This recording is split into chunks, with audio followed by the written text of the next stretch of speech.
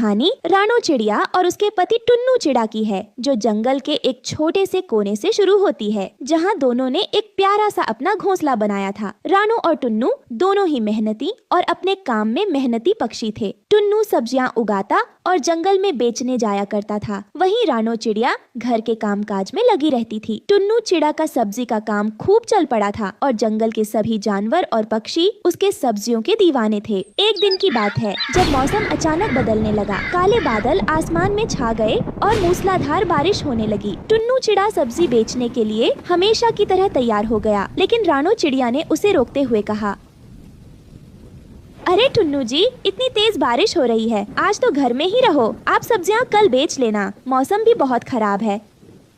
रानो, अगर मैंने आज सब्जी नहीं बेची तो जानवर और पक्षी भूखे रह जाएंगे, और तुम तो जानती हो सब्जी जल्दी खराब हो जाती है। अच्छा चलो, तुम फिक्र मत करो, मैं घर जल्दी ही लौट आऊंगा। ठीक है, लेकिन ध्यान रखना, बारिश में उड़ान खतरनाक हो सकती है। अगर हवा तेज हो तो कहीं पेड़ की डाल पर रुक जाना। जब हवा रुक जाए, जब दोबारा अपनी उड़ान भरना, ठीक है।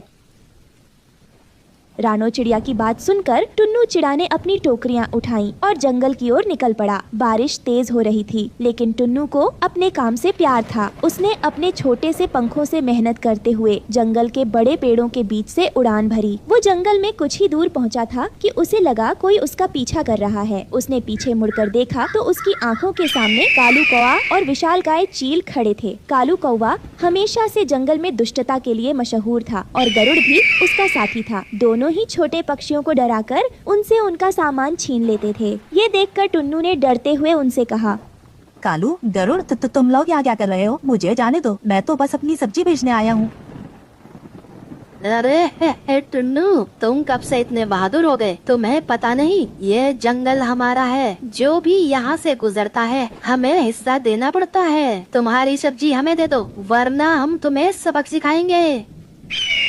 गरुड़ ने अपनी तेज नजरें टुन्नू पर गड़ाते हुए कहा, यहाँ से खाली हाथ जाने का तो सवाल ही नहीं उठता टुन्नू चिड़ा। सब्जियाँ दे दो, वरना हम तुम्हारी हालत खराब कर देंगे।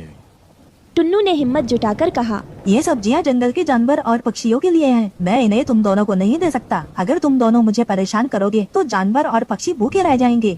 कालू और गरुड़ जोर से हंसे। कालू ने कहा, भूखे रह जाएंगे? हमें क्या, हमें तो सिर्फ अपना फायदा देखना है। अब जल्दी करो, हमें सब्जियाँ दो, वरना इसका अंजाम भुगतने के लिए तैयार हो जाओ।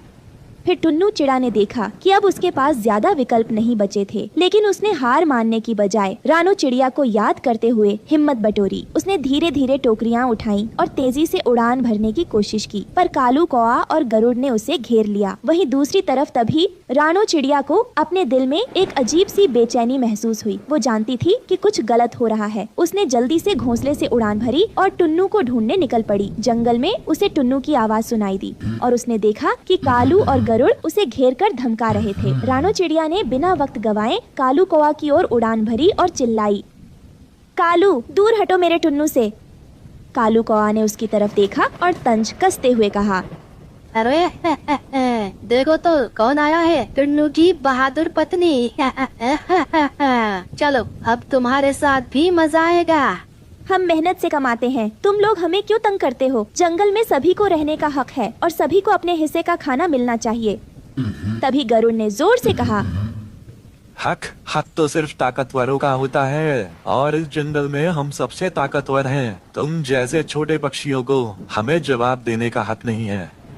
रानो चिड़िया ने साहस भरी आवाज में कहा, ताकत सिर्फ पंखों में नहीं होती, ताकत दिल में होती है। हम मेहनत और ईमानदारी से जीते हैं और तुम जैसे डरपोक पक्षी हमसे हमारी मेहनत का फल नहीं छीन सकते। कालू और गरुड़ ने उसकी बात पर ध्यान नहीं दिया और टुन्नू की टोकरियों पर झपटने लगे। तभी रानो ने एक तेज आवाज में अपने दोस्तों को पुकारा। जंगल के और पक्षी जैसे कबूतर, तोते और बुलबुल लाडो तेजी से उसकी मदद के लिए पहुंच गए। अब कालू कौवा और गरुड़ ने देखा कि वे फंस गए हैं। इतने सारे पक्षियों के सामने वे दोनों कुछ नहीं कर सकते थे। मजबूरन उन्होंने पीछे हटते हुए कहा, ठीक है, आज तो तुम जीत गए, लेकिन ये बात याद रखना, हम फिर लौटेंगे।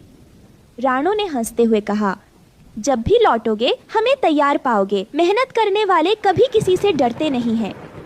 टुन्नू चिड़ा ने राहत की सांस ली और रानो चिड़िया को गले लगाते हुए कहा, रानो, तुमने आज मेरी जान बचाई है। अगर आज तुम वक्त पर नहीं आती तो ये दोनों दुष्ट पक्षी मुझे मार देते।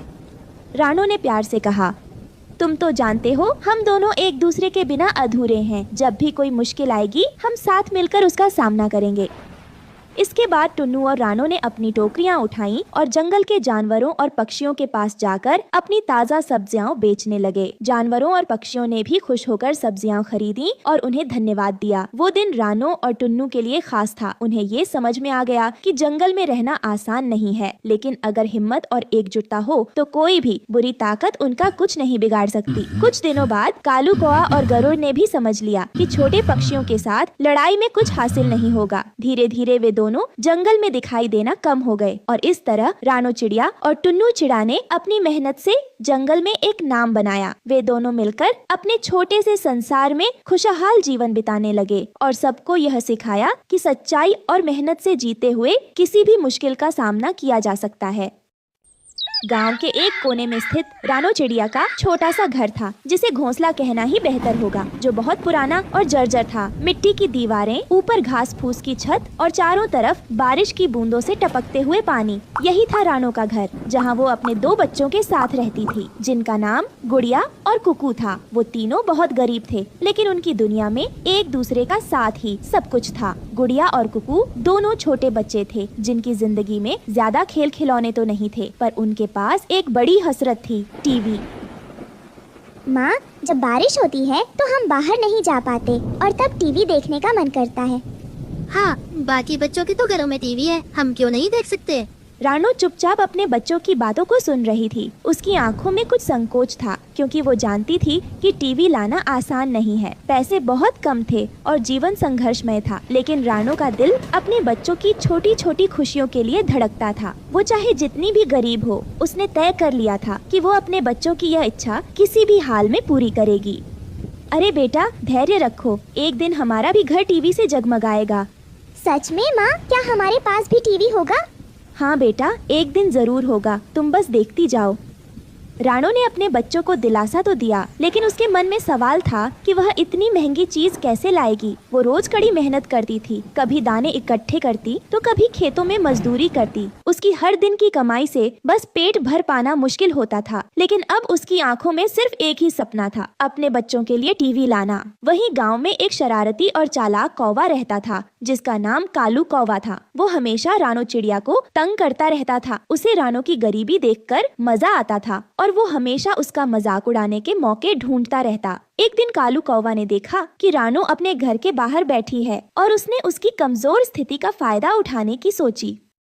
अरे रानो, क्या बात है? इतने दिनों से देख रहा हूँ तुम्हारा घोंसला वैसे का वैसा ही है। क्या तुम कभी अमीर बन पाओगी? कालू, मेरा घर चाहे छोटा हो पर दिल बड़ा है। हम गरीब हैं, लेकिन मेहनत से अपना पेट भरते हैं। अरे रे रे, टीवी के बिना क्या दिल बड़ा होगा?